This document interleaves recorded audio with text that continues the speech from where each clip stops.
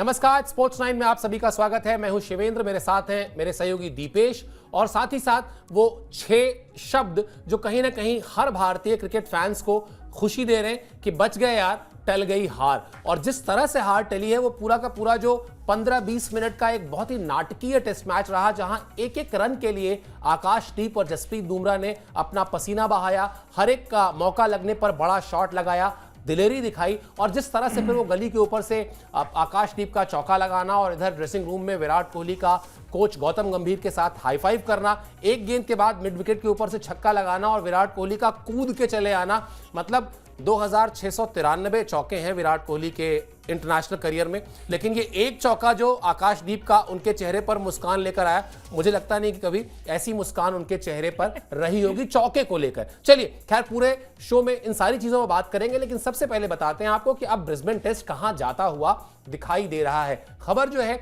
और जो सिचुएशन है उसमें आप ये कह सकते हैं कि ब्रिस्बेन टेस्ट अब ड्रॉ होने के रास्ते पर है। यहां से ब्रिस्बेन टेस्ट अब ड्रॉ होता दिखाई दे रहा है, ड्रॉ होना लगभग तय है। 2 वजह हैं। एक, भारतीय टीम ने फॉलो ऑन बचा लिया है, यानी ऑस्ट्रेलिया को दोबारा बल्लेबाजी करनी होगी, और साथ ही साथ भारतीय टीम जो 4 दिन तक देखती आ रही है, या ऑस्ट्रेलिया की टीम जो 4 दिन तक देखती आ रही है बारिश, वो बारिश भी आखिरी दिन उसके भी आसार हैं। तो अगर आखिरी दिन 90 ओवर का पूरा खेल होता तो शायद हम ये कह सकते थे कि अभी भी भारतीय टीम पर खतरा है, लेकिन चूंकि हम ये मान के चल रहे हैं कि अगर 4 दिन बारिश हुई है और आसार 5वें दिन भी है, और उसके बाद अब जिस सिचुएशन में मैच है वहां ऑस्ट्रेलिया के लिए भी अब थोड़ा सा जोखिम लेने वाली बात होगी अगर वो नतीजे के लिए जाना चाहती है तो। हालांकि टेस्ट क्रिकेट में कई बार जो कप्तान होता है वो इस तरह का रिस्क लेता है, लेकिन शायद जब सीरीज 1-1 से बराबरी पर हो तो इस तरह का रिस्क पैट कमिंस शायद ही ले।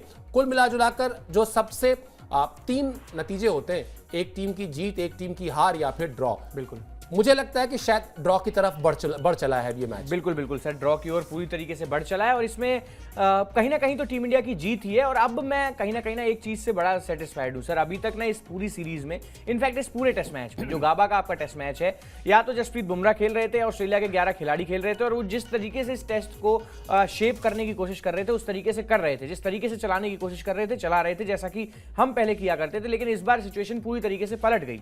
अब ये टेस्ट मैच 4थे दिन तक पहुंच गया, 4 दिन इस टेस्ट मैच के गुजर गए, तब जाके पहली बार ऐसा लगा है, ऐसा फील आया है कि हमारे खिलाड़ियों ने थोड़ा जज्बा दिखाया है, जोश दिखाया है, थोड़ा वो टेम्परामेंट दिखाया है कि हम भी यहाँ खेलने के लिए आए हैं। तो ये मेरे लिए एक बड़ा अचीवमेंट है। बाकी फॉलो ऑन से निकल जाना, क्योंकि अभी भी खैर मेरे लिए वो इतनी बड़ी डील नहीं है कि फॉलो ऑन से निकल के 195 रन की लीड उनके पास अभी भी, और जैसा सर ने बताया कि टेस्ट मैचेस तो ऐसे हैं कि 1.5 सेशन में पलट जाते हैं, तो कुछ भी हो सकता है। रिस्क इसलिए भी नहीं लेंगे क्योंकि दांव पे सिर्फ ये सीरीज नहीं लगी हुई है। अगर ये टेस्ट मैच रिस्क लेने के चलते गवाते हैं तो WTC का जो फाइनल है वो भी कहीं ना कहीं आपका रिस्क पे आ सकता है। तो इसलिए मेरे को नहीं लगता कि कोई इस तरीके का कोई रिस्क लेंगे या कोई पॉसिबल ऐसा कोई चांस ले सकते हैं, चाहे कितना भी भरोसा हो अपने आप के ऊपर। लेकिन फिर भी अब ऑस्ट्रेलियन टीम भी ज्यादातर यही देखेगी कि ड्रॉ की ओर जाए तो बहुत बढ़िया बात है।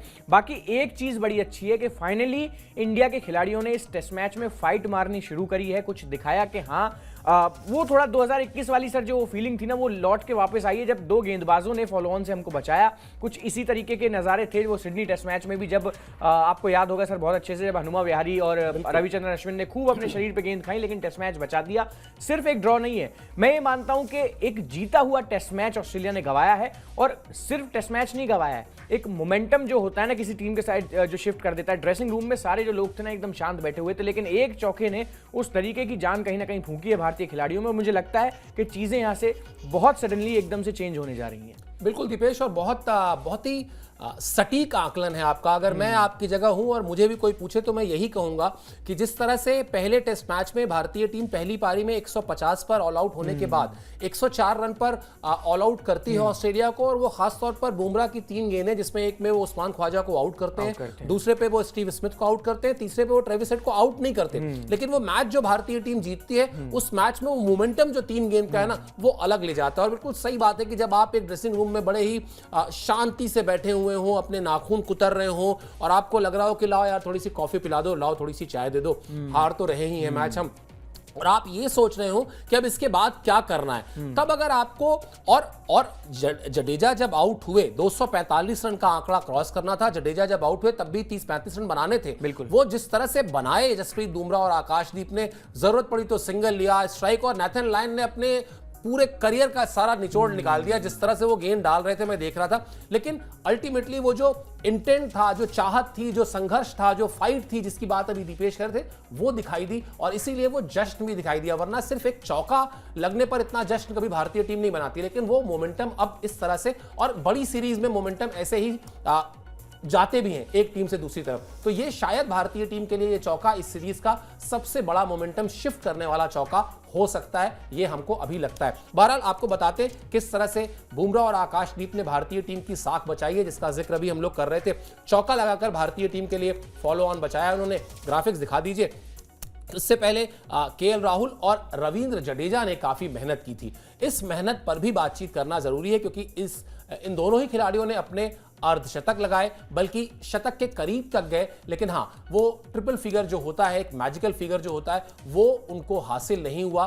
बावजूद इसके 67 रन की केएल राहुल और रविंद्र जडेजा की पार्टनरशिप, और उसके बाद जडेजा की नीतीश कुमार रेड्डी के साथ वो हाफ सेंचुरी की पार्टनरशिप, उसने इस मैच में वहां तक पहुंचाया जहां पर बुमराह और आकाशदीप ने फिर साख बचाई। और शायद इसीलिए दीपेश का जो ये कहना है ना कि कुछ खिलाड़ियों ने कम से कम वहां फाइट मारी, मतलब ये नहीं कि आकाशदीप का वो चौका ही था इसीलिए फॉलो ऑन टल गया, या उन्होंने वो जो छक्का मार दिया अगली बॉल पे मिड विकेट पर, उससे ही सब कुछ हो गया। उससे पहले भी जो मेहनत हुई और दो खिलाड़ियों ने जो मेहनत की, मतलब हम सुबह भी शो पर बात कर रहे थे दीपेश की, अमूमन बातचीत में हम कहते हैं ना कि दोनों टीमों में 19-20 का फर्क है, या दोनों टीमों में 18-20 का फर्क है।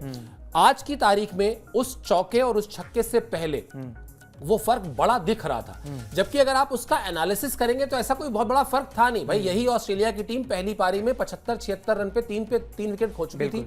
उसके बाद 316 रन पे जब ये पार्टनरशिप टूटती है स्टीवन स्मिथ की और ट्रेविस हेड की, तो फिर वो 100 रन के भीतर भीतर पूरी टीम सिमट जाती है। यानी बल्लेबाजी उनकी तरफ से भी कोई बहुत ग्रेट नहीं हो रही है। ऐसा नहीं हो रहा है कि आप वहां से देखें कि बहुत ही शानदार बल्लेबाजी हो रही है और यहां से बहुत ही खराब हो रही हो, लेकिन वो जो पार्टनरशिप वहां पर हुई, उस पार्टनरशिप ने जिस तरह से मैच को उनके लिए बदला, वही काम इस पार्टनरशिप ने किया। हाँ ठीक है, वहां शतक था, यहां अर्धशतक था, लेकिन रोल इंपॉर्टेंस इन अर्धशतकों की भी उन शतकों से कम नहीं है। बिल्कुल, मैं आपसे ये बात मैंने सर पहले भी कहा था कि एडिलेड में भी जो टेस्ट मैच हम हारे थे, पूरी ऑस्ट्रेलिया के रन्स निकाल दीजिए और ट्रेविस हेड के रन्स निकाल दीजिए, तो अंतर वहीं आपको साफ तरीके से पता लग जाएगा कि हम हारे किस वजह से हैं।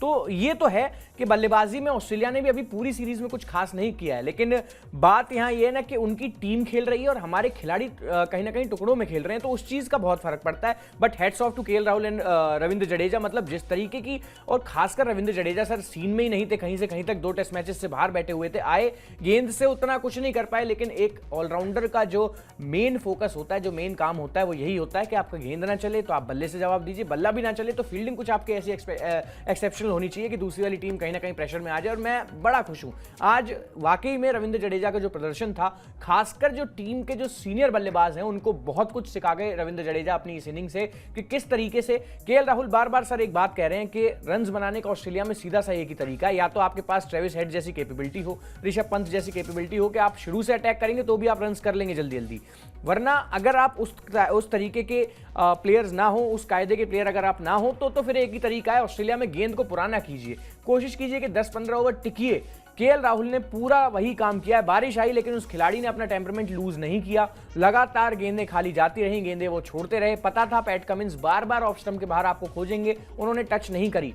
सेम मिचेल स्टार्क, अगर आप कहीं ना कहीं एक गेंदबाज को उसके प्लान के हिसाब से नहीं चलने देंगे, उसको उसके हिसाब से गेंदबाजी नहीं करने देंगे, तो फिर वो आपकी तरफ आएगा, और जब आपकी तरफ आएगा तो फिर ड्राइव के भी मौके खुलेंगे, जैसा कि केएल राहुल ने दिखाया अभी। और सेम रविंद्र जडेजा का, जिस तरीके से स्वीप को कहीं ना कहीं गेम में लेके आए नेथन लायन के अगेंस्ट, या फिर जिस तरीके की ड्राइव उन्होंने सामने लगाई, मैं पूरा मैच सुबह सुबह देख रहा था, बड़ा कहीं ना कहीं एक चीज फील हो रही थी, ऐसा लग नहीं रहा था कि जो इंडिया के विकेट्स हैं वो 6 या 7 हो चुके हैं इंडिया प्रेशर में। रविंद्र जडेजा ने बड़ी क्लासिकल बल्लेबाजी करी, केएल राहुल तो कह रहे हैं ही क्लासिक, ओवरसीज में पिछले कुछ टाइम से भारतीय टीम के सबसे बड़े बल्लेबाज केएल राहुल हैं। बार बार मैं यहाँ शो में बैठ के वो सेंचुरीज भी गिनवाता रहता हूँ जो उन्होंने ओवरसीज में की हैं, लेकिन रविंद्र जडेजा ने आज वाकई में सर ऐसा काम किया है कि हाँ, ऐसा लगता है कि इस टीम में अभी भी बहुत दम है। भले ही थोड़ी सी डाउन एंड आउट नजर आई है पूरे गाबा टेस्ट मैच में, लेकिन जल्दी ही कुछ ना कुछ ऐसा देखने को मिलेगा, चाहे वो शुरुआत मेलबर्न से हो। कुछ इसी तरीके का सिडनी में हमने टेस्ट मैच बचाया था, उसके बाद नेट बॉलर से हम गाबा जीत गए थे। तो मुझे लगता है मोमेंटम थोड़ा सा ज्यादा मैटर करता है टेस्ट क्रिकेट के मामले में।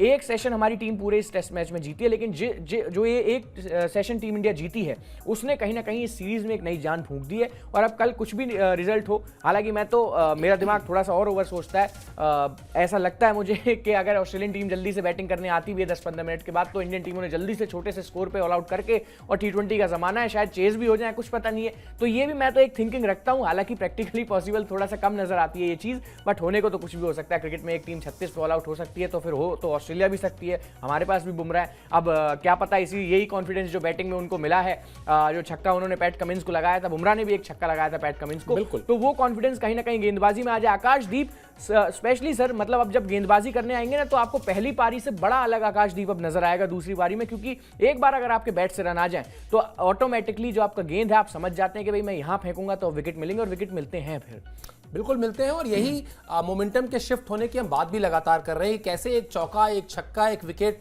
कुछ चंद डिलीवरीज कैसे पूरे पूरे मैच को बदल देती हैं। और मैं आपको शायद लग रहा होगा कि अतिशयोक्ति है, या आप जो कह रहे हैं कि आप ज्यादा सोचते हैं, ऐसा हो सकता है। और अगर अब इस वक्त ऑस्ट्रेलिया की टीम अगर वाकई किसी पर हार का खतरा है तो 50-50% है, बल्कि ज्यादा ऑस्ट्रेलिया पर है। अगर ऑस्ट्रेलिया उस टेम्पटेशन में जाती है कि हम फटाफट 100 रन जोड़ देते हैं और नहीं जोड़ पाती, तो क्या 250 रन अगर भारतीय टीम को मिलता है या 270 रन मिलते हैं, क्या भारतीय टीम चेज नहीं कर सकती? कीपिंग इन माइंड यशस्वी जायसवाल 161 मैं तो 350 कंसीडर करके मैं वही कह रहा हूं कि ऐसा नहीं है कि अब इस टेस्ट मैच में आपने एक सेशन वो जो संघर्ष किया उसने चीजों को बदला है, आपके पक्ष में लेकर आई है मैच की स्थितियों को। और सबसे बड़ी बात जो आप कह रहे हैं ना कि at the end of the day वो जो कॉन्फिडेंस आएगा आकाशदीप में या जसप्रीत बुमराह में कि हम दो खिलाड़ियों ने मिलकर अपनी टीम को एक समूचे टेस्ट मैच के एक सेशन के कुछ ओवर के संघर्ष से अगर बाहर निकाल लिया, तो अब तो हमारे पास गेंद है, बल्ला नहीं है, और गेंद हमारा हथियार है, हमें जाना जाता है हमारी गेंदबाजी के लिए। तो अब अगर यहां से आपको जसप्रीत बुमराह एक अलग तरीके के खिलाड़ी दिखाई दे, ठीक है, कल 193 रन की बढ़त है, मैं तो कह रहा हूं 193 रन की बढ़त ही ले लीजिए, पहली ही बॉल पे आउट कर लीजिए, चलिए मान गए 300 रन तो देंगे, 350 रन तो देंगे। यानी आप अगर 100-125 रन अगर आप बनाना चाहते हैं तो 6 ओवर से ज्यादा तो नहीं बना लेंगे। 6 ओवर का मतलब है 20-25 ओवर बैटिंग करनी है। 6 ओवर में 100 आप ऑस्ट्रेलिया नहीं, मतलब एक ओवर में 6 रन के हिसाब से अगर चलें, और अगर 125 रन बनाने हैं तो 25 ओवर तो बैटिंग करेंगे ना, 20-25 ओवर तो बैटिंग करेंगे। हाँ बिल्कुल। तो बस इतना आसान नहीं है, तो इसीलिए कह रहे हैं हम बार बार कि इस तरह से स्थितियां बदलती हैं। और बात की इन्होंने रविंद्र जडेजा की, रविंद्र जडेजा की तारीफ की केएल राहुल ने, जिनकी तारीफ हर कोई कर रहा है। क्या कहा उन्होंने वो आपको दिखाते हैं, उनकी स्टेटमेंट आपको दिखाते हैं जिन्होंने रविंद्र जडेजा पर दी, क्योंकि वो बड़ी इंटरेस्टिंग, बहुत ही और जिस स्पॉट पर रविंद्र जडेजा ने बल्लेबाजी की उस पर भी बात करेंगे। जडेजा को बिल्कुल सटीक तरीके से यह पता होता है कि टीम की जरूरत क्या है। ज्यादातर मौकों पर जडेजा की गेंदबाजी को लेकर ही बात होती है, लेकिन मैं ये मानता हूं कि उन्होंने बल्ले से भी शानदार प्रदर्शन किया है। वो तकनीकी तौर पर काफी मजबूत हैं और मुझे उनके साथ बल्लेबाजी करके मजा आया। मुझे उन्हें प्रैक्टिस के दौरान भी बल्लेबाजी करते देखना अच्छा लगता है। उनका गेम प्लान बिल्कुल स्पष्ट रहता है, और शायद यही जो गेम प्लान स्पष्ट रहता है उसके पीछे वो जडेजा का अनुभव है, जो और कहीं से नहीं मिलता। वो अनुभव आपको कोई लाकर नहीं देता। और अभी तो जिस तरह की सिचुएशन में भारतीय टीम है, जहां पर आप आर अश्विन को ट्राई कर चुके हैं, जहां पर आप रविंद्र जडेजा को ट्राई कर चुके हैं, जहां पर आप वॉशिंगटन सुंदर को ट्राई कर चुके हैं, और आपकी जो प्राइमरी जरूरत है, प्राथमिकता है, वो ये है कि हम उसे खिला लेंगे जो बल्ले से ज्यादा बेहतर करे। रविंद्र जडेजा ने कहा मुझसे बेहतर विकल्प नहीं है। बहुत सर, मैं मतलब आज तो वाकई में अगर तारीफ में बात की जाए ना, तो जैसे आमतौर पर मेरे को आप विराट कोहली की तारीफ करते हुए देखते होंगे, आज वो जडेजा में कहीं ना कहीं मुझे वो फीलिंग नजर आई कि एक चीज मेरे लिए बहुत बड़ा प्लेयर वो है जो सही समय पे जो क्लच मोमेंट्स होते हैं उन पे रन्स करके दे। और मैं एक आंकड़े देख रहा था सर, नंबर 7 से नीचे बल्लेबाजी करने आने वाले बल्लेबाजों में टेस्ट मैच में, जो कि आमतौर पर गेंदबाज ही होते हैं, उनमें सबसे ज्यादा 50+ स्कोर लगाने वाला बल्लेबाज रविंद्र जडेजा है, और वो भी ओवरसीज टेस्ट मैचेस में 13-14 उनके 50 हैं। अगर औसत देखने जाएंगे तो सर सचिन तेंदुलकर और विराट कोहली से ज्यादा बेहतर औसत है ऑस्ट्रेलिया के खिलाफ ऑस्ट्रेलिया में। तो अब ये तो खैर थोड़ी सी गलत बात हो जाएगी दोनों लेजेंड्स के लिए, लेकिन फिर भी मतलब टेस्ट मैचेस कम खेले हैं। विराट कोहली और सचिन तेंदुलकर बिल्कुल डिफरेंट सिचुएशन बल्लेबाजी करते हैं, लेकिन रविंद्र जडेजा के इन आंकड़ों को सर कहीं ना कहीं साइड नहीं किया जा सकता, साइड लाइन नहीं किया जा सकता। मैं मानता हूं कि बड़ा ही इंपॉर्टेंट ये होता है एक ऑलराउंडर के लिए कि उसका गेंद से अगर कुछ ना हो पाए तो वो रन्स करके दे। अश्विन थोड़े से नाकामयाब हो रहे थे पिछले कुछ समय से ये काम करने में, लेकिन जड्डू ने जो ये 77 रन आज दिए हैं बहुत क्रूशियल रन्स थे और बड़े अच्छे टेम्परामेंट के साथ आए। मतलब मैं उन्हें बहुत टाइम से फॉलो कर रहा हूं, बहुत टाइम से देख रहा हूं। 2019 का वो सेमीफाइनल अभी भी मेरे जहन में है, जब महेंद्र सिंह धोनी कहीं ना कहीं उनके साथ बल्लेबाजी कर रहे थे। उस वक्त जड्डू ने अकेले ही पूरी न्यूजीलैंड टीम पर जडेजा भारी पड़ गए और बड़े लंबे लंबे छक्के लगाए, जबकि स्कोर 22-23 रन पे 4 विकेट हो चुका था। वर्ल्ड कप का एक सेमीफाइनल, इंग्लैंड के कंडीशंस, अच्छी खासी लहरती हुई गेंदें, लेकिन जडेजा ने कहा कि नहीं भाई मैं हूं तो मैं रन्स कर सकता हूं। अपनी कैपेबिलिटी और अपने गेम प्लान की, जिसकी केएल राहुल बात कर रहे हैं, सबसे बड़ा प्लेयर वही है जो उस चीज को बैक कर ले। अगर आपने अपनी कैपेबिलिटी को बैक कर लिया और अपने आप को बता दिया कि मैं ये करने में सक्षम हूं तो आप कर जाएंगे। वही काम रविंद्र जडेजा ने इस सीरीज में किया है, इस मैच में इन पर्टिकुलर, इसी मैच में खेलने आए तो इस मैच में करके दिखाया और बड़ी खास पारी है सर। यहां से जो भी कुछ हो आगे इस आने वाले टेस्ट मैच में, हो सकता है कि टीम इंडिया हार भी जाए क्योंकि बहुत कुछ हो सकता है टेस्ट क्रिकेट में, लेकिन मैं यही मानता हूं कि अगर गेम की अगर एक सिनारियो अगर तैयार किया जाए अभी यहां बैठ के कि क्या होगा भाई गेम का आगे आने वाले समय में, तो यही होगा कि आप देखेंगे एक आते ही बेशक अगर पहली गेंद पे भी आउट कर लेते हैं ऑस्ट्रेलिया वाले, तो उसके बाद भी जैसा सर ने बताया कि पहली बात तो 300-350 रन का कोई रिस्क लेने वाला है नहीं, क्योंकि T20 का जमाना है। यशस्वी जायसवाल अगर चल गए तो अकेले 150 कर देंगे 2 सेशन में, उन्हें दिक्कत नहीं होगी। बाकी रही बात उसके बाद तो बारिश का भी बहुत सिनारियो है, वो भी बता दूं कि लगातार मौकों पर बारिश है, लगातार आप देखेंगे कि बारिश पूरे दिन 5वें दिन भी होती रहेगी, तो उसके साथ साथ गेम में 200 रन बनाना, फिर टीम इंडिया के ऊपर 400 प्लस की लीड लेना, फिर उन्हें टारगेट देना, तो धीरे धीरे गेम तो बढ़ रहा है ड्रॉ की तरफ ही। ऑस्ट्रेलिया ने सर ये जो फॉलो ऑन टला है ना, ये फॉलो ऑन टलवा के एक बड़ा मौका दे दिया भारतीय टीम को। 39 रन दिखने में बड़े छोटे हैं, एक पार्टनरशिप 39 रन की कुछ भी नहीं होती, लेकिन इंडिया के सिनारियो में, इंडिया के केस में बहुत बड़ी है सर ये 39 रन की पार्टनरशिप। कहीं ना कहीं सीरीज सेविंग और WTC का वो स्पॉट जो होता है वो सेव करने वाली पार्टनरशिप है, मैं मानता हूं आकाशदीप और बुमराह की। बिल्कुल, और यही बात दरअसल हर भारतीय क्रिकेट फैन मान रहा है, यही बात भारतीय टीम के कैंप में हो रही है, क्योंकि केएल राहुल ने इसी प्रेस कॉन्फ्रेंस में जिसका ये स्टेटमेंट हम आपको दिखा रहे हैं, अभी उनकी एक स्टेटमेंट आपको और दिखाएंगे, लेकिन इसके साथ साथ उन्होंने ये भी कहा कि मैं तैयारी करना शुरू कर चुका था कि मुझे दोबारा बल्लेबाजी करने जाना है। और किसी भी टीम में, मतलब आप किसी भी लेवल की क्रिकेट अगर खेलते हैं या खेला है आपने या आप फॉलो करते हैं, किसी बल्लेबाज से जाके पूछिए कि वो इस स्थिति में बल्लेबाजी करने जाना चाहता है क्या, जब अपने टीम के बल्लेबाजों से, बड़े बड़े बल्लेबाजों से रन ना बन रहे हो, फॉलो ऑन की नौबत आ गई हो। हर खिलाड़ी के हाथ पांव फूलते हैं, अल्टीमेटली गेम जो है ना वो दिमाग से भी खेली जाती है, और अगर आप मानसिक तौर पर अपने आप को थोड़ा सा डगमगाया हुआ महसूस कर रहे हैं तो फिर दिक्कतें आती हैं। लेकिन केएल राहुल ने जो दूसरी बात कही रविंद्र जडेजा के लिए, वो भी बहुत इंपॉर्टेंट थी। दूसरा स्टेटमेंट उनका दिखा दीजिए, उसके बाद हम इस बातचीत को आगे बढ़ाते हैं। उन्होंने कहा भारतीय टीम के लिए केएल राहुल ने वैसे बल्लेबाजी शानदार की भी थी, उसके अलावा जो दूसरी स्टेटमेंट थी उनकी वो हम आपको अभी दिखाएंगे। इसको फुल फ्रेम डालिए जरा। जडेजा ने आज शानदार बल्लेबाजी की, वो पिछले कई साल से निचले क्रम में अच्छी बल्लेबाजी करते आ रहे हैं। हमें जडेजा से हमेशा यही उम्मीद रहती है। उन्होंने कई बार यह साबित किया है कि वो ऐसा कर सकते हैं। मुझे इस बात की भी खुशी है कि मैं उनके साथ जरूरत के वक्त पर साझेदारी कर सका। वही बात जो हम लगातार कर रहे हैं कि किस तरह से इन दोनों खिलाड़ियों ने अपने टीम को ना सिर्फ फॉलो ऑन से बचाने के लिए वहां तक लेकर गए, बल्कि उसके बाद आकाशदीप और जसप्रीत बुमराह ने एक बेहतर फिनिश किया। और मुझे लगता है शायद अब केएल राहुल को लेकर जो एक सवाल अभी भी डाउट था, वो डाउट कहीं ना कहीं और बढ़ ही गया है। मतलब वो अच्छी टेंशन फिर से हो गई। अभी आप कह रहे थे कि पर्थ में तो साहब इसलिए खिलाया क्योंकि रोहित थे नहीं, एडिलेड में इसलिए खिलाया क्योंकि पर्थ में उन्होंने रन किए थे, लेकिन एडिलेड में फिर उन्होंने रन नहीं किए। अब उन्होंने ब्रिस्बेन में फिर रन कर दिए, अब आप क्या करेंगे? नहीं सर, ओपनिंग से नहीं हटाएंगे। मतलब एटलीस्ट कम से कम ये खिलाड़ी ना एडिलेड में भी दूसरी पारी को अगर हटा दें तो पहली पारी में गेंद को तो पुराना किया ही था। मतलब मैं देखा था कि अच्छा खासा वहां लंबे खासे रन किए थे, रन नहीं किए थे, ओवर्स बिगाड़े थे, तो वो भी एक बड़ा काम है अपने आप में। गेंद को पुराना करना भी एक कला है। आज नीतीश कुमार रेड्डी ने किया क्या है, 61 गेंद खेल के 10 रन बनाए हैं, 10-11 रन, लेकिन वो कितने क्रूशियल हैं 10-11 रन गेंद को पुराना करना ऑस्ट्रेलियन कंडीशंस में, अपने आप आप में बड़ी बात होती है। अब या तो ट्रेविस हेड की तरह मार मार कर दीजिए,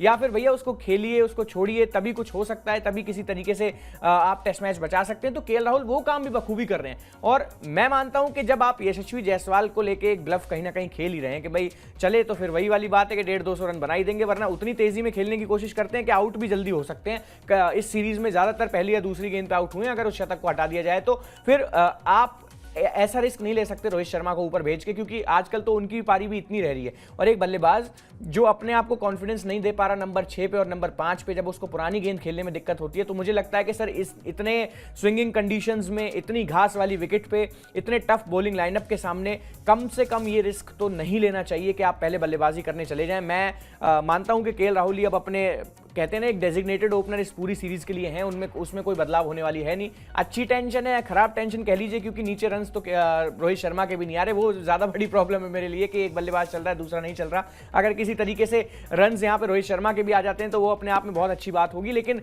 फिलहाल तो केएल राहुल मौजूदा समय में जो मैं मानता हूं वो यही है कि ओवरसीज में तो भाई इंडिया के बेस्ट बल्लेबाज हैं। मैं बहुत से ऐसे मौके बार बार यहां गिनवाता हूं। सेंचुरियन का वो जो गेंदबाजों के साथ खेल के जो शतक उन्होंने लगाया था, सिडनी की उनकी सेंचुरी, इसके अलावा लॉर्ड्स की उनकी सेंचुरी, इंग्लैंड वाली सीरीज में सबसे ज्यादा रन उनके थे। तो ओवरसीज कंडीशंस उनको पता है, और तैयारी और जो सर तरीका है खेलने का वो बड़ा सिंपल है भाई। या तो आपके पास अटैकिंग गेम हो, या दूसरा तरीका बेहद सिंपल है कि खड़े रहिए, गेंदबाज को आने दीजिए। जब वो आखिर में थक के बाहर फेंक के थक जाए, जैसे विराट कोहली को 2 गेंद बाहर फेंकते हैं तो वो एक में फंस जाते हैं। केएल राहुल का सीधा सा फॉर्मूला है, 2 क्या आप 20 फेंक लो, 20 क्या 30 फेंक लो, मैं छोड़ता रहूंगा। जब आप मेरी तरफ आएंगे, एक फुल गेंद मेरे बल्ले के आसपास डालेंगे, जब ड्राइव की वो बॉल बन जाएगी तो मैं मारूंगा। इससे पता लगता है कि सर पेशेंस बहुत ज्यादा है, बहुत पका हुआ खिलाड़ी है एकदम। और इन्हीं कंडीशंस के लिए कहीं ना कहीं केएल राहुल बने थे। इतना अच्छा रिकॉर्ड इंडिया में नहीं है जितना ओवरसीज में है। चलिए, बहुत अच्छी बात है कि जब मुझे लगता है कि आपके टीम में रोहित शर्मा, विराट कोहली और केएल राहुल 3 सबसे सीजन, 3 सबसे एक्सपीरियंस खिलाड़ी हो, और उसमें से रोहित शर्मा तो बिल्कुल ही आउट ऑफ टच है। विराट कोहली पहले मैच में शतक लगाते हैं, लेकिन उसके बाद लगातार 3 पारियों में वो नहीं चलते, फंस रहे हैं, एक जैसी गलती कर रहे हैं। तो फिर ऐसे में एक खिलाड़ी का खड़े होना, उसका संघर्ष करना और अपनी टीम के बाकी खिलाड़ियों को मैसेज देना कि अगर मैं ऐसा कर सकता हूं तो आप भी ऐसा कर सकते हैं, ये शायद बहुत बड़ी सीख भी है। आपको बताते हैं, इतनी सारी बातचीत हम लोगों ने कर ली, ये भी बता देते हैं कि अभी मैच जो है एग्जैक्ट सिचुएशन क्या है उसकी। ये तो अभी हम बात कर रहे हैं आखिरी दिन की, लेकिन अभी मैच कहां है? अभी मैच यहां पर है साहब कि चौथे दिन भारतीय टीम 252 रन बना चुकी है, 9 विकेट उसके गिर चुके हैं। बुमराह 10 रन बनाकर क्रीज पर मौजूद है। अभी पिछले दिनों प्रेस कॉन्फ्रेंस में किसी ने कह दिया, उनको बल्लेबाज मानने से मना किया तो नाराज भी हो गए थे। आकाशदीप ने 27 रन बना लिए हैं। फर्स्ट क्लास क्रिकेट में उनकी अपनी एक हाफ सेंचुरी भी है। 213 रन पर 9वां विकेट गिरने के बाद फॉलो ऑन बचाया गया है, और कल आखिरी दिन है, यानी बुधवार का दिन है, वो आखिरी दिन है। मेरे ख्याल से बुमराह और आकाशदीप अपना काम कर चुके हैं, इसमें कोई दो राय नहीं। उनका जो काम था वो जरूरत भर के 30-35 रन जोड़कर फॉलो ऑन से टीम को बचाना, वो कर चुके हैं। लेकिन फिर वही होता है ना कि ये दिल मांगे मोर, क्यों ही छोड़े टेस्ट मैच, क्यों ना वो जो 193 रन है उसको और कम करें, क्यों ना उसको 150 रन के आसपास ले जाएं, क्यों ना उसको 160 रन के आसपास ले जाएं, यानी कुछ गेंदें और खेलें और ऑस्ट्रेलिया को ये मैसेज दें कि हम यहां पर फॉलो ऑन टालने नहीं आए हैं, हम यहां जीतने आए हैं। और कल कुछ ओवर, मैं तो कहता हूं 4 ओवर 5 ओवर भी अगर इन लोगों ने बल्लेबाजी की तो ऑस्ट्रेलिया की टीम, मतलब फिर वो लिटरली वो जो होता है ना कि बैकफुट पर जाएगी, उसका हर बीतते ओवर के साथ बैकफुट पर ऑस्ट्रेलिया के खिलाड़ी जाएंगे। अब बताइए सर कितना बड़ा इंपैक्ट है। 4 दिन 12 सेशन, बिल्कुल एक इंडिया के नाम हुआ है, लेकिन उन 11 सेशंस का कोई मतलब ही नहीं बचा। यही खूबसूरती है टेस्ट मैच, ये टेस्ट क्रिकेट, यही टेस्ट की खूबसूरती है जो आपको मौका देती है कि आप अच्छा खेलिए, वापसी करिए। बिल्कुल, एक सेशन सिर्फ लगा है और उसमें भी मिले जुले हालात रहे। 7 बार बारिश हो गई पूरे दिन के अंदर, बारिश हुई खेल हुआ, बारिश हुई खेल हुआ, उसी तरीके का कुछ माहौल चलता रहा। लेकिन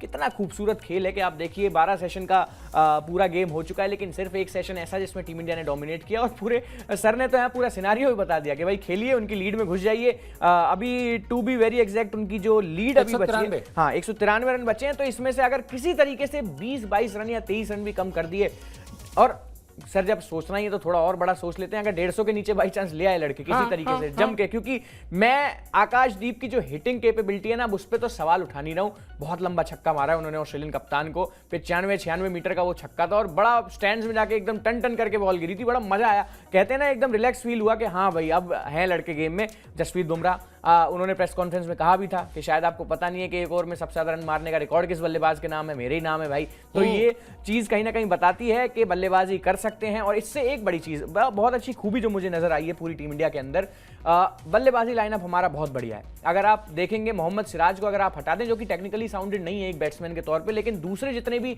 10 खिलाड़ी हैं पूरी टीम के पास, बल्ला सब चलाना जानते हैं और बहुत अच्छे तरीके से जानते हैं। अगर इनका समय आया, मतलब किसी तरीके से अगर ये 30-35 रन, जो कि एक बार लॉर्ड्स में आपको याद होगा मोहम्मद शमी ने भी एक 50 करी थी, उनके साथ बुमराह ने रन किए थे, वो टेस्ट मैच हम जीत गए थे 1.5 सेशन में। कुछ वैसी फिल्म ना सर मेरे दिमाग में बन रही है, होने को कुछ भी हो, लेकिन अगर इन्होंने 30-35 रन और बना दिए और ऑस्ट्रेलिया को अंडर प्रेशर डाल दिया, जो कि है केपेबल भाई, यही मोहम्मद सिराज है ना जो 50 रन पे 2 बार श्रीलंका को ऑल आउट कर देते हैं, यही जसप्रीत बुमराह जो इस सीरीज में पूरा ऑस्ट्रेलिया के पीछे लगे हुए हैं। तो अगर ये गेंदबाजी चल गई, अगर ये कॉन्फिडेंस गेंदबाजी में भी दिख गया, तो भगवान जाने सर क्या पता 2 सेशन में जीत भी जाए। बिल्कुल सही बात है, यही मैंने कहा ना कि टेस्ट क्रिकेट आपको यही तो खूबसूरत पक्ष देता है कि आप एक सेशन अच्छा खेलकर भी वापसी कर सकते हैं, और वहां से फिर आपको अगर लगातार मैच पर अपनी पकड़ बनाए रखनी है तो अच्छा खेलना होगा। यानी जो बात अभी आप कह रहे थे ना कि थोड़े 20-25-30 रन और जोड़ लें और फिर करें एक फायरी स्पेल और दिखाएं जिस तरीके से पर्थ में अगर 104 रन पर ऑस्ट्रेलिया टीम आउट हो सकती है, तो यहां क्यों नहीं हो सकती है। और फिर आपके पास टॉप ऑर्डर में यशस्वी जायसवाल, अभी मैं विराट कोहली की नहीं बात कर रहा हूं, मैं रोहित शर्मा की बात भी नहीं कर रहा हूं, मैं लॉ ऑफ एवरेज पर केएल राहुल की बात भी नहीं कर रहा हूं। चलिए साहब अभी इतने रन करके आ रहे हैं, फिर आप क्यों उनसे उम्मीद कर रहे हैं। यशस्वी जायसवाल भी हैं, 161 रन करते हैं और जिस रफ्तार से रन बनाते हैं वो आप भी जानते हैं। और फिर ऋषभ पंत भी है, ड्यू हैं, भरे बैठे हुए हैं, मतलब शुभमन गिल, बिल्कुल शुभमन गिल भी है, और ये सारे वो खिलाड़ी हैं जो भरे बैठे हैं। बस एक मैच में तस्वीर को बदलना है और उसके बाद कैसे यही खिलाड़ी, यही टीम वाहवाही इसको मिलने लगेगी। 13 गेंद पे 50 रन है सर आईपीएल में बिल्कुल इसीलिए कह रहा हूं ना कि ये सब भरे बैठे हुए हैं और इसीलिए वो है। अच्छा, लास्ट चीज जो हम शो पर डिस्कस करना चाह रहे थे, वो डिस्कस करना चाह रहे थे, मैं इस बात को मानता हूं, दीपेश की भी राय ले लेते हैं, पहले खबर दिखा देते हैं। मेरा ये मानना है कि भारतीय टीम की जो बल्लेबाजी की हमने आलोचना की, उसमें एक पहलू पर और चर्चा होनी चाहिए, और वो पहलू आपके सामने है। मैच के चौथे दिन भी बारिश ने अड़चन डाली जब भारतीय टीम बल्लेबाजी कर रही थी, 4 बार खेल रोकना पड़ा। विराट और रोहित ने बल्ले से फिर निराश किया, उसकी हम चर्चा कर चुके हैं, लेकिन बड़ी बात यह है कि तीसरे दिन 7 बार मैच रुका था भारतीय बल्लेबाजी के दौरान, चौथे दिन 4 बार रुका भारतीय बल्लेबाजी के दौरान। क्या टेम्परामेंट होता है एक बल्लेबाज का। कल भी हम लोग बात कर रहे थे कि गेंदबाज तो ठीक है, उसको भी आके अपनी रिदम हासिल करनी है, लेकिन उसके पास फिर भी मौका है, उसकी एक गेंद वाइड चली जाए, उसकी एक गेंद हाथ से छूट जाए, उससे आफत नहीं आने वाली, लेकिन बल्लेबाज आउट हो जाए तो फिर आफत आती है, जो इस मैच में आई दिखाई दी। और उसके पीछे कहीं ना कहीं बारिश भी एक बड़ी वजह थी। बिल्कुल सर, बहुत बड़ी वजह थी। मतलब केएल राहुल ने सारे फास्ट बॉलर्स को निकाल लिया, आखिर में आउट किस पे हुए, नेथन लायन पे, जिनका गेंद कुछ कर भी नहीं रहा इस विकेट पे। तो सीधी बात यही है, एक बल्लेबाज बेचारा कब तक इस बारिश में अपने उसी फोकस पे, और फिर आप तो बार बार कहते ही हैं कि जब मैदान से कोई बल्लेबाज बाहर जाता है, चाहे 5 मिनट के लिए जाए, 6ठे मिनट जब लौट के आता है ना, तो फिर वही गार्ड लेना पड़ता है उसको दोबारा, वही अपना कहीं ना कहीं अंपायर से बात करना पड़ता है, और एक नया फ्रेश स्टार्ट कहीं ना कहीं हो जाता है। इसीलिए कई बार होता है कि एक बल्लेबाज अगर 90 पे नॉट आउट जा रहा होता है दिन खत्म होने पे, तो उससे वो 10 रन अगले दिन नहीं बनाए जाते, आउट हो जाता है। तो ये चीज कहीं ना कहीं होता है, जब फ्रेश स्टार्ट होता है, बॉडी दोबारा से रिलैक्स होकर फिर उसी मोड में आती है, क्योंकि एक तो बॉडी गर्म होती है, मैदान पे जाके जब शोर के बीच में आप 2-3 चौके लगाते हैं, 2-3 चीजें अच्छी करते हैं, तो आपकी बॉडी गर्म होती है, हीटअप होती है, बाहर जाते हो, कुर्सी पे बैठते हो, फिर से वो रेस्ट हो जाता है, बॉडी ठंडी हो जाती है, फिर अपने आप को उस जोन में लाना पड़ता है। तो टीम इंडिया की कामयाबी और नाकामयाबी दोनों में ही बारिश का बहुत बड़ा हाथ रहा है इस सीरीज में। मैं मानता हूं कि शायद केएल राहुल का शतक हो गया होता अगर बारिश नहीं हो रही होती, बट एक शतक सर कुछ कर नहीं पाता। ठीक है, बारिश ने बहुत अच्छा रोल प्ले किया, और यही नेचर की खूबसूरती इस गेम के साथ होती है, वरना तो फिर वो छतबंद वाले स्टेडियम कहीं ना कहीं चली जाते। टेस्ट मैच में नेचर बहुत मैटर करता है, बारिश बहुत मैटर करती है, हवाएं बहुत मैटर करती है, क्योंकि गेंद यहाँ बहुत लहरती है इस फॉर्मेट में। तो इन सब चीज़ों को कंबाइंड करके मिला जुला के भारतीय टीम ने कह सकता हूं मैं ये बात कि इस टेस्ट मैच को बचा लिया है। बिल्कुल, और अगर इस टेस्ट मैच में शतक नहीं भी लगा, लेकिन अगर भारतीय टीम इस टेस्ट मैच को बचा लेती है फाइनली, और अगर सीरीज का नतीजा यहां से भारतीय टीम के पक्ष में आता है, तो मुझे नहीं लगता है केएल राहुल इस बात के लिए परेशान होंगे कि हाय मेरा शतक नहीं बना। उनको पता है कि इस मैच में वही स्टार है, और उन्होंने जो किया है वो वाकई काबिल तारीफ है। भरे तो बैठे हैं, लेकिन सर आपने भरे बैठने की बात करी, शतक उनका भी नहीं आया, बार-बार 80 पे 70 पे आउट हो रहे हैं। बिल्कुल तो ये तो है कि भरे वो भी बैठे हैं। 77 पर आउट हुए, इस बार 80 के आसपास जाकर आउट हुए, तो भरे तो वही बैठे, शतक लगा कर ही जाएंगे। भरे असल में बहुत सारे, जैसे हम लोग अब आपने कह दिया दिवाली के समय वो लाते हैं ना पटाखे, तो जब छोटे रहते हैं तो नियम ये होता है कि जब तक पूजा नहीं हो जाएगी तब तक पटाखे नहीं छोड़ने। तो मैं जब छोटा था तो मुझे इस बात की परवाह ही नहीं होती थी कि पूजा कितने बजे शुरू होगी। मेरी नजर सिर्फ उन पटाखों पर होती थी कि पिताजी जल्दी से पूजा समाप्त करें और वो पटाखे फूटने के लिए। तो ये सारे पटाखे जो है ना फूटने के लिए तैयार बैठे हुए, चाहे वो यशस्वी जायसवाल हो, ऋषभ पंत हो, रोहित शर्मा हो। रोहित शर्मा के बल्ले से रन्स नहीं निकले हैं, केएल राहुल हो जो दो बार शतक के काफी करीब पहुंचे। तो सारे पटाखे फूटने को तैयार हैं। अब आखिरी दिन जो मैच का बचा हुआ है उस पर देखना होगा किस तरह से क्या कुछ टर्न लेता है। लेकिन heads off to test cricket पर जो मजा आना चाहिए वो मजा आ रहा है पूरा। यही इस सीरीज की खूबी भी थी, यही इस सीरीज से एक्सपेक्टेड भी था कि जब दो बड़ी टीमें टकराएंगी तो ऐसा ही कुछ देखने को मिलेगा। रहेगी हमारी सीरीज के इस बहुत ही दिलचस्प मैच के आखिरी दिन पर भी नजर, और आपको हम अपडेट देंगे लगातार। बारिश का क्या हालचाल है वो सब बताएंगे, मैच कब किस करवट जा रहा है उस पर भी चर्चा करेंगे। आपसे गुजारिश बस इतनी है, स्पोर्ट्स 9 को सब्सक्राइब कर लीजिए, साथ ही साथ जो हमारे वीडियो सेक्शन है, शॉर्ट्स के सेक्शन है, वहां पर भी जाकर अपनी राय दीजिए, अपने कमेंट कीजिए।